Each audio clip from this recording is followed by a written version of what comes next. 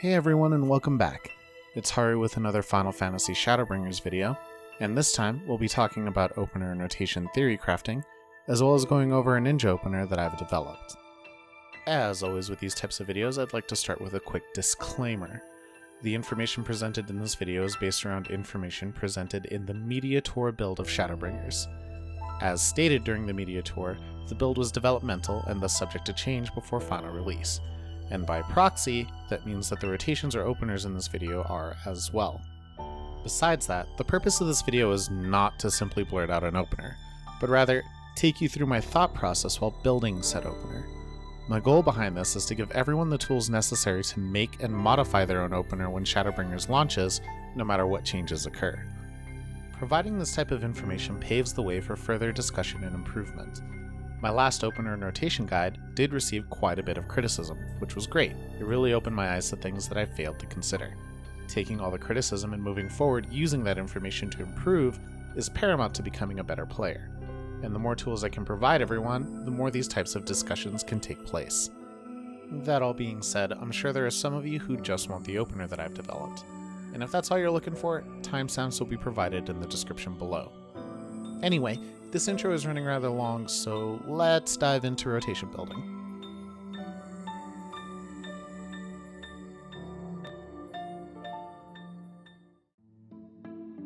So the very first thing that should be done when rotation building is, of course, gathering all the information that you can. Thankfully, Gamer Escape released these images of all the tooltips presented during the Media Tour, but there were still other bits and pieces of information that I needed to get my hands on. Namely, I needed to figure out how the cooldowns of charged actions work, and how Bunshin interacts with weapon skills and abilities. Thankfully, this information was also easily obtained by watching Mr. Happy and Larry Zor's videos on their ninja reviews. Links to all of these sources will be made available below. From watching these, I was able to discover the following things. Charged actions begin their cooldown upon use of the first charge, which is actually super important to know for determining cooldown alignment. Bunshin copies GCDs, but not OGCDs. Bunshin applies the Shadow Fang dot twice, and it does indeed stack. And Bunshin appears to copy GCDs at half potency. This was actually very difficult to determine, since copied GCDs can crit and direct hit independently of the originals. But after painstakingly advancing frame by frame and grabbing damage values, I was able to grab a sample size of 14 GCDs under Bunshin and determine the percentage difference between the original and the copies, which then averaged out to 48%. For simplicity's sake, I rounded this to 50%. Having a giant wall of images and some messily scrawled calculations is really difficult to work with, so I made the information much more digestible by plugging all of it into this spreadsheet.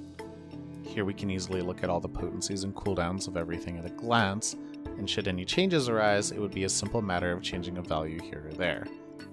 With all of this information in hand, we can actually begin building an opener.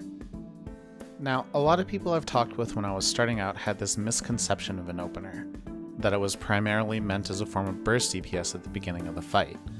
While an opener does accomplish this since you're trying to put all your skills on cooldown as fast as possible, it's really only half the story at best.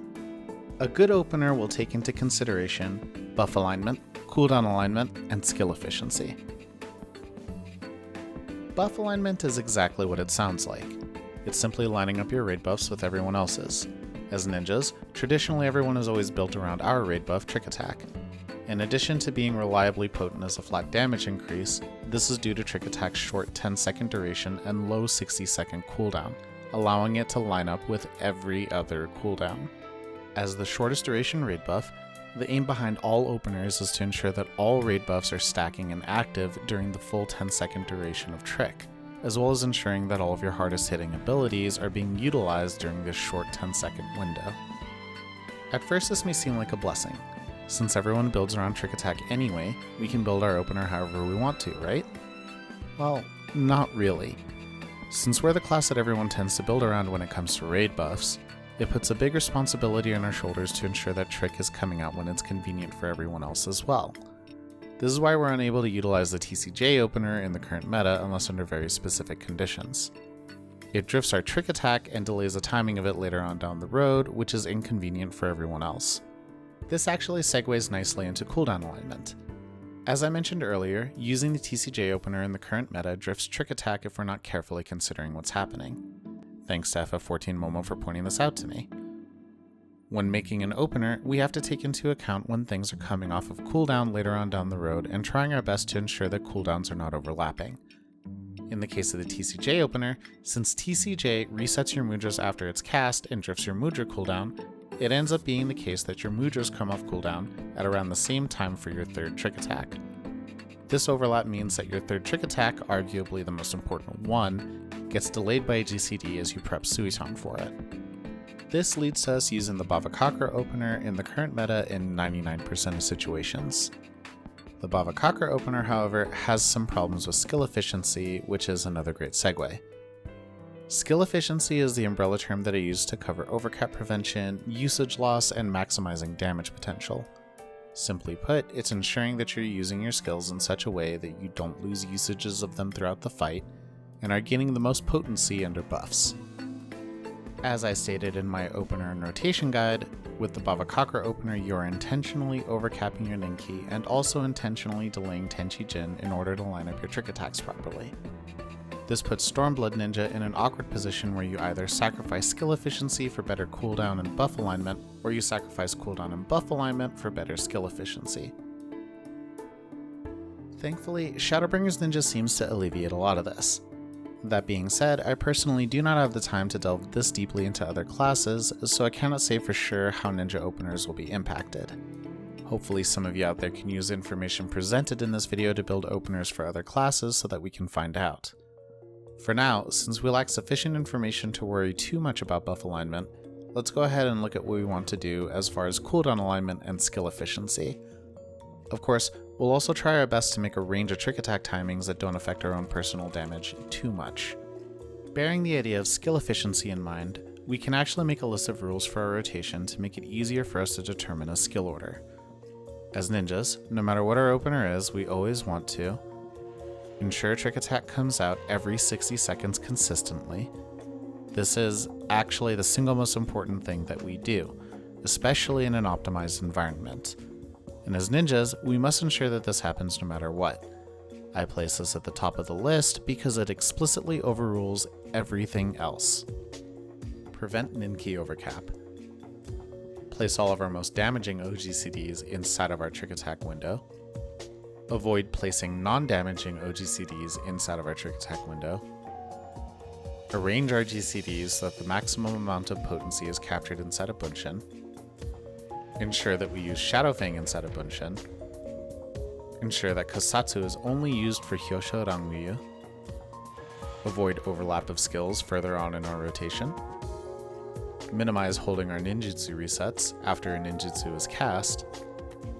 And maximize the amount of potency our potion captures. Next we move on to cooldown alignment. Shadowbringers Ninja is actually really easy to work with as far as cooldown alignment goes. Outside of Tenchi Jin, all of our cooldowns are derivatives of a minute, which means that they will all line up really nicely in relation to each other.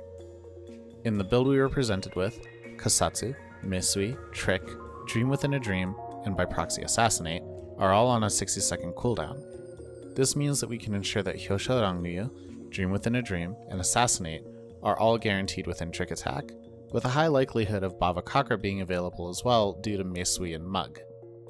With all of these rules in place, it actually guides us towards only a few viable arrangements of our skills.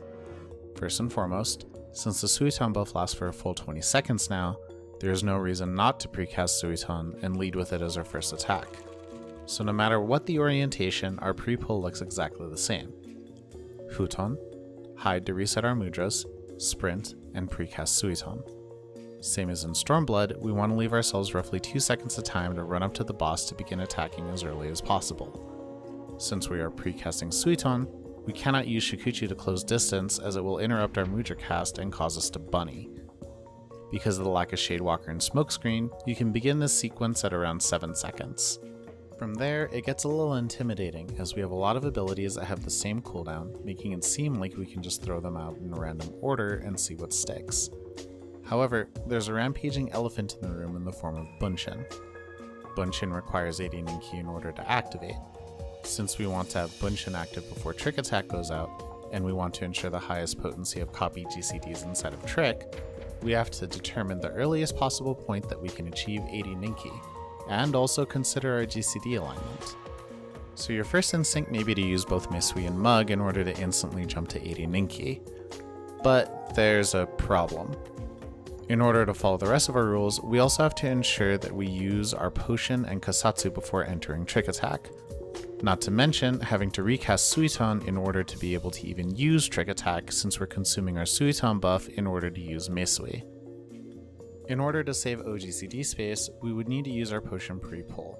Your opener would look something like Huton, Hide, Sprint, Potion, Precast Suiton in the Prepull, then Suiton, Spinning Edge, Meisui, Shadowfang, Mug, Spinning Edge, TCJ in the Suiton combination, Gust Slash, Bunshin, Aeolian Edge, Kasatsu, Spinning Edge, and then Trick Attack.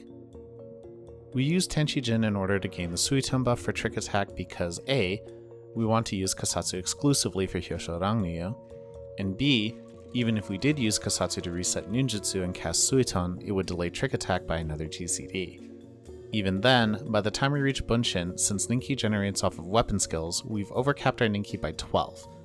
This isn't the biggest of deals if it means Trick Attack can come out a little earlier for the sake of buff alignment, but here Trick Attack comes out on 6th. If we simply use one of our Ninki generating abilities, Bunshin can come out on the 5th GCD, since 5 GCDs gives us the other 40 Ninki we need. Then Trick Attack still comes out on 6th GCD anyway. Simply put, if Trick Attack is going to come out on 6th GCD, we can do it better. This actually brings me to an interesting point.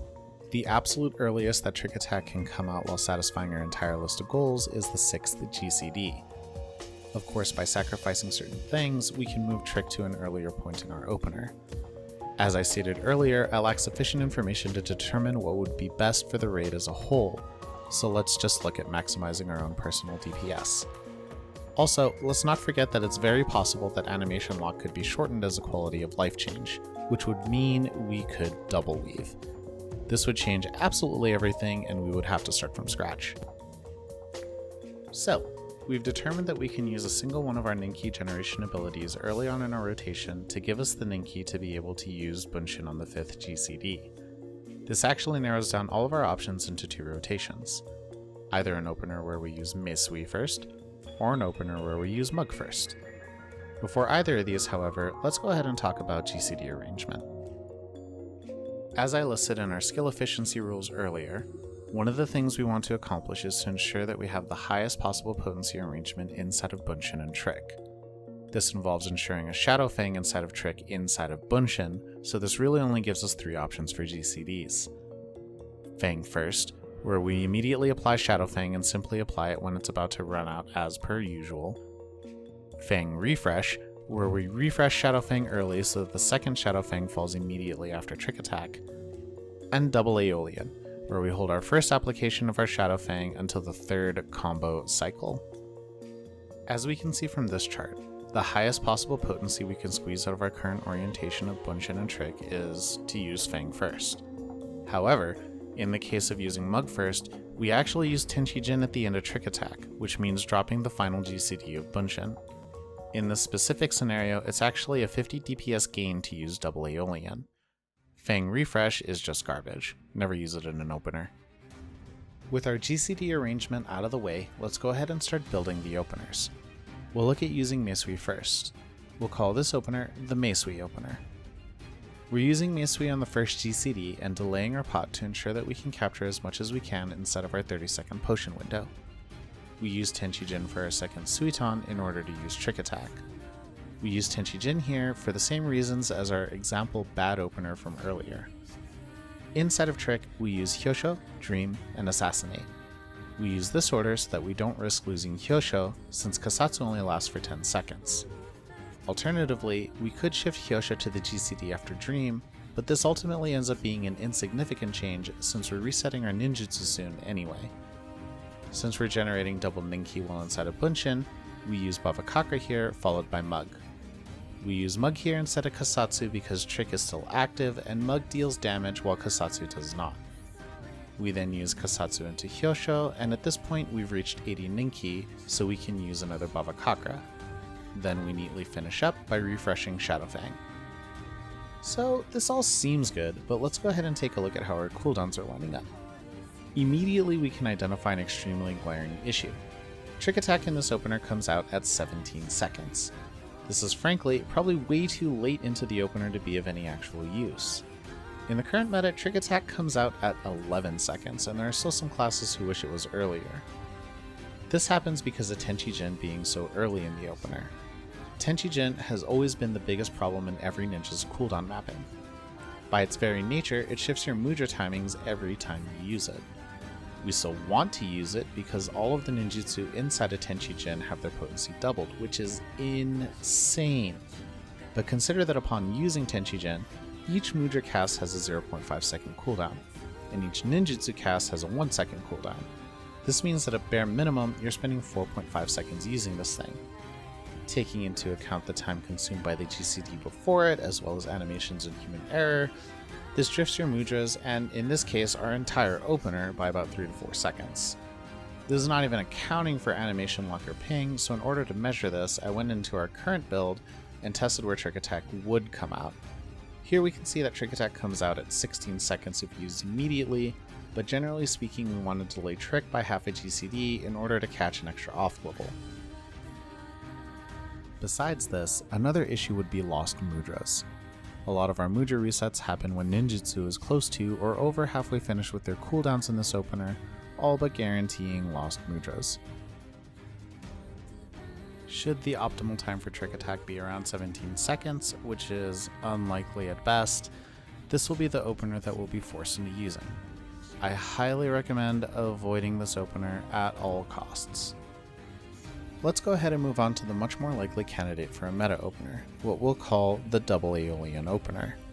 Now, as mentioned before, with this opener we actually skipped the first application of Shadowfang to net us a 50 potency increase, since we're dropping the last GCD of Bunshin in order to use Tenchi-Jin at the end of Trick Attack. This means that we open with 2 Aeolian combos, hence the naming. Plus, I just think it sounds cooler than calling it the Mug opener. Here we start with Suiton as usual, followed with Mug. Then we use True North here since we actually have a floating off global space with this opener. This ensures that we'll get the positional requirement of both of our Aeolians as well as Trick no matter the orientation of the boss. At a 45-second 2-charge action, there really isn't any reason not to put it into any floating off global spaces where the boss is turned inconveniently. We use Kasatsu, then use our pot after that. This orientation allows our pot to capture every action from this point until the end of the opener. This includes the entirety of TCJ, 2 Hyoshos, 2 Bhavas, all of Bunshin and Trick, Dream, Assassinate, 2 Bunshin enhanced Aeolians, a normal Aeolian, a Bunshin enhanced Shadowfang, as well as the final snapshot of Shadowfang. Putting your pot here is insane value. Trick Attack comes out after Bunshin just as before with the exact same orientation of off globals. The only difference is that after our Bava comes a TCJ in the Suiton orientation. We Kasatsu immediately after the TCJ and use Hyosho before eating our Suiton buff for Meisui into Bava, ending cleanly on a reapplication of Shadowfang. Looking at the cooldown map, we see that Trick comes out crisply at 13 seconds, which is nice. But looking ahead to our third Trick Attack, we run into a seemingly serious problem. We see that Kasatsu and Tenchi-Jin come up at exactly the same time here, so what do? Simple. This is our reopener phase, so we merely do exactly what we did in the opener. Remember that the Suiton buff lasts for 20 seconds now, so at this point, your previously cast ninjutsu at 114 seconds would have been a Suiton, which will barely carry over all the way to your Trick Attack at 133 seconds. We hold TCJ here for 16 seconds until the end of Bunshin just like in our opener, which isn't enough to lose us a usage under most circumstances and realigns all of our cooldowns. Theoretically, with this opener, every other Trick Attack should be a perfect reopener. Because of all this, if the cooldowns stay the same, the double Aeolian opener will be my opener of choice upon reaching level 80 in Shadowbringers. The more astute of you may have noticed this little overlap here with Mug and Meisui, to which I say this is not an overlap at all. The earliest we can use Meisui is after our mudra at 94 seconds, which means this actually lines up nicely. However, this may not actually be worth it, but we'll talk about that later. Now it's important to note at this point that it may very well be the possibility that the optimal timing for trick attack would be the 7th GCD, in which case we merely push all of our off globals back one step. In the case of the double Aeolian opener, you would actually use the Fang first GCD orientation, since the final GCD of Bunshin would actually be caught under trick attack. Because of this, we'll call this modification the 7th GCD Mug Opener. The same applies to our Meisui Opener, which we'll call the 7th GCD Meisui Opener. Now this does open up the possibility of 14, 15, 18, and 19 second trick attacks, which means that once everyone hammers out the rotations, trick attack can come out anywhere between 12 and 19 seconds at practically no penalty to the ninja. Alright, it's officially later, so let's talk about Meisui real quick. Bluntly, on paper it's not worth it to hardcast Raiton in order to use Meisui. Meisui gives you 40 Ninki, which is effectively half of a Bhavacakra or 250 potency. With Raiton sitting at 100 potency, this means that you're trading a 400 potency Raiton over 1 GCD for 350 potency over 2 GCDs with a potential to clip. That being said, it is always worth it to use TCJ Raiton in order to use Meisui. The difference between TCJ Doton and TCJ Raiton is 220 in favor of the Doton rotation, so Meisui just barely wins out in this regard. All that being said, it is extra worth it to hardcast Raiton for Meisui if it will ensure that Bunshin will be active during trick attack. With all of these caveats to Meisui, it's difficult to say when you should use it, and I definitely feel like using this to appropriately manage your Ninki and ensure that Bunshin is always inside of a trick window will distinguish an amazing ninja from a good ninja. Finally, there's the issue of what to use when hard casting ninjutsu, and just always use Raiton. Shuriken was only ever competitive with Raiton because of the slashing debuff, and since the slashing debuff no longer exists, Raiton is always the better option now. Phew, that was a lot of info. So to wrap things up, why don't we just go over it all? So when building our openers, we want to organize all of our information in an easily digestible manner, consider buff alignment, cooldown alignment, and skill efficiency, then working within those confines, identify our very specific job desires. Using all of those guidelines, we were able to build a very efficient opener in the form of the double Aeolian opener for Ninja, which looks incredibly sexy compared to what we currently have. Anyway, that's pretty much all I got for you this time, so once again, I will see you guys in Shadowbringers.